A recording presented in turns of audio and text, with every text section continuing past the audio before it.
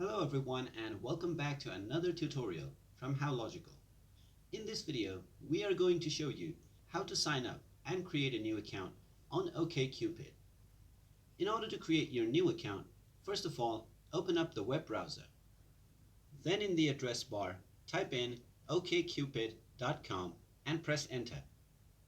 This will take you into the official website of OkCupid. To create your account, click on Join OkCupid. Now you will be asked to enter your email address. After entering your email address, click on the Next button. Now you are asked to enter your desired password. Enter your desired password, then click on the Sign Up button.